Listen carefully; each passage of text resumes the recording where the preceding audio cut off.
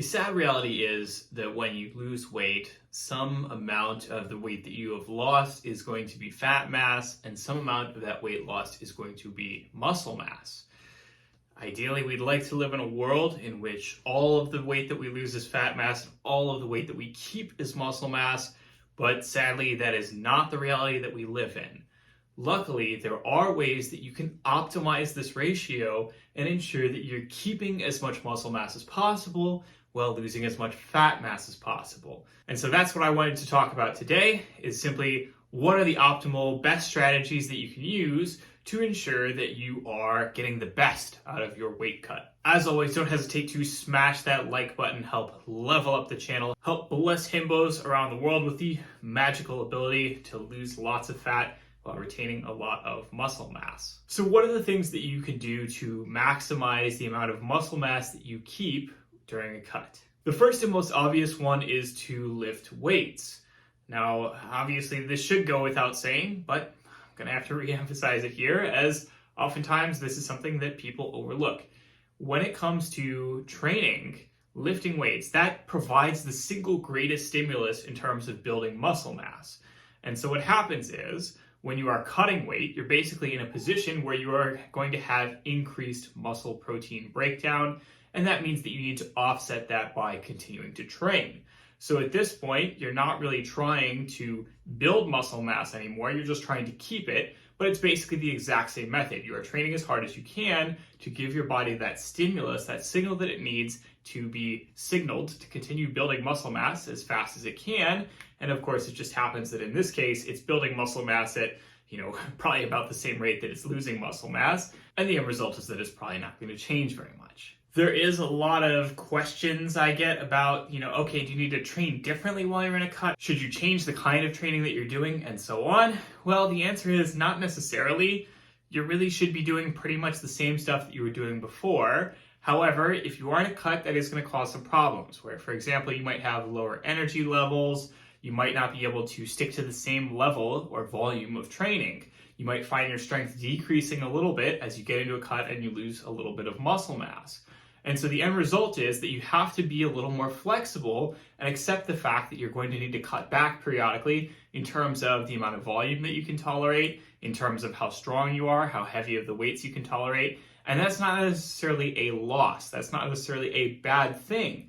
That's just a normal, natural part of the process of losing weight, is that you are going to lose some muscle mass, some strength in the process, and you need to be honest about that. You can't just pretend that you had the exact same strength levels that you had before the cut and try and maintain that forever and end up hurting yourself because you're handling something that's way too heavy, for example. Other times there are folks who get the sense that, maybe they should train a lot more, or they should train with very different methods.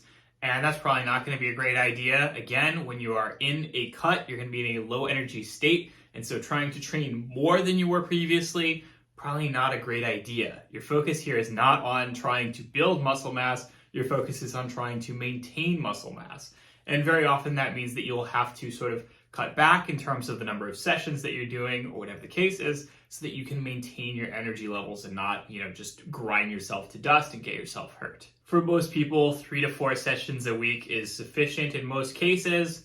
Yes, you can maybe do a little bit more if you are particularly into exercising or particularly insane, the way that I am and the way that professional bodybuilders are, for example, but it's not necessary. Second major factor, make sure you are eating protein. An interesting fact that most people probably don't know is that you actually need slightly more protein when you're in a cut than when you are in maintenance or a bulk. And a large part of the reason for that, again, is just because there's a lot more protein turnover, there's a lot more protein breakdown going on, and so you actually need more protein coming in through your diet in order to help your body offset that. Very often you'll hear that something like 0.8 grams per pound per day is a nice target if you are in a maintenance or in a bulk. When you're in a cut, it can be a little bit higher, and it's really up to you. It could be as high as 1 to 1.2 grams per pound of body weight per day. Now, of course, when you are in a cut, you also have fewer calories overall. So as a result, that means that the relative percentage of protein that you are going to be eating as a total amount of your diet is going to increase. And that means that you're going to need to rely pretty heavily on higher protein, leaner foods. And that can get difficult if you're in a state where you really don't have very many calories coming in and you need a lot of protein and you're just sick of eating the same lean foods over and over again. So I do tell people all the time, don't sweat it too much. Don't hesitate to aim for the lower end of these numbers if needed, because at the end of the day, sticking to a cut is going to be really psychologically taxing. And of course, it's like, yes, it might be slightly suboptimal if you get like 10 grams less of protein or whatever, but don't sweat it too much. It's really not worth like losing your mind over. Next one is to take a slower approach on your cut. So in general, the slower you go, the better results you're going to get. Now that said, most people don't really want to do things super slowly. Like they don't want to be on a diet for a very long period of time. And so it is a balance that you have to strike. You have to find a balance between getting things done relatively quickly, getting out of this diet phase, moving on with your life, and doing things very slowly, but then that means that you are taking a lot longer, even if you're getting better results. So the reality is that there's basically a limit to how much your body can get fat out of its fat stores in a certain amount of time. And so what happens is, if you're taking a very aggressive cut, yes, you can lose weight faster, but you're also going to end up exceeding the rate at which your body can get fat out of its fat cells. And so it's going to have to take those calories from elsewhere, and it's going to end up taking them from your muscle mass. You're going to begin losing muscle mass. It's going to break down to fuel yourself. There's also, of course, just the fact that extreme caloric deficits are generally not healthy. They're going to totally tank your hormones. They're going to make your mood terrible. They're going to have all kinds of negative psychological effects. And so it's just not a good idea to do a really aggressive calorie deficit anyway. There are a few different ways to approach this. You could take a slower cut by doing a smaller calorie deficit, which also has the added benefit of like, yes, you can eat more calories per day, and as a result, it's going to be much less psychologically and physically taxing. There's also things that you can do, like making use of maintenance periods or intentional diet breaks, which is to say that, maybe every month or two you take a week off and eat more at maintenance instead of at a cutting level for your calories. And that does mean that, yes, again, it's going to take longer overall, but it is going to mean better results. You're going to have more periods where you're not so psychologically ground down and you're a little bit more recovered, and that's going to end up with positive results overall. Next one is don't overdo it on the cardio. A lot of folks are like, oh, I'm trying to lose weight, eat less, move more, all that garbage. And so they're saying, okay, I'm going to try and move as much as possible so I can keep my metabolism as high as possible so that I can lose weight faster or so that I can eat more calories while losing the same amount of weight. Well, bad news. There's really diminishing returns to that in a way that would be very counterintuitive that you wouldn't expect, where basically the more activity you get in, the fewer calories you burn per unit of time spent on that activity. And that's because of all kinds of adaptive processes that your body does in order to try and maintain calories when you're in a low-calorie environment. And so the end result is that, yes, you can actually overdo it by doing way too much cardio, and that's going to have negative effects as well in terms of just, okay, it could potentially cause a little bit of muscle breakdown and so on. And so I do recommend to people, try and be pretty reasonable about your cardio. Yes, it's good to keep your step count high or to keep your activity levels high so that you are keeping your metabolism high, but you really don't want to overdo it. And so, of course, overdoing it could be, different from person to person. But I would say in a general sense that you want to avoid doing way too much high intensity or high impact cardio, which would be, for example, doing a lot of running. You could do, lower intensity cardio, for example, walking, doing a bike.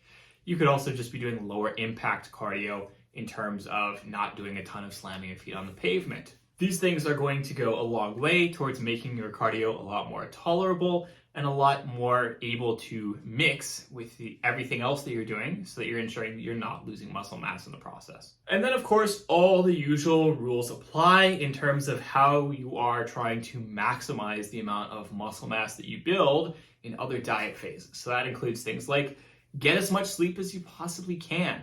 That includes things like manage your stress levels to ensure that stress is not detracting from everything. You also want to make sure that you are getting enough fiber and enough micronutrients from your food as opposed to just eating, garbage all day and not having any of that coming in, and as a result risking things like malnutrition or issues with your hormones. So, of course, the main thing there is just, hey, you're in a cut, everything is tougher. Do not skimp on the basic essentials that you were already supposed to be doing. to try and maximize the amount of muscle mass that you are building. This covers all of the most important methods in terms of optimizing the amount of lean muscle mass that you retain during a cut. And again, I would like to emphasize it is very possible to retain pretty much all of the muscle mass that you have built during a cut.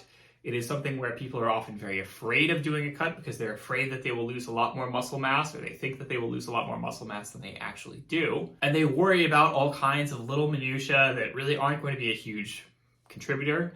And they end up psyching themselves out and potentially just ultimately making a very bad experience for themselves. My main emphasis here is be kind to yourself, be kind to your body. Don't stress over things too much. And always, of course, if it turns out that this is not for you, go ahead and pull back. Do more maintenance periods.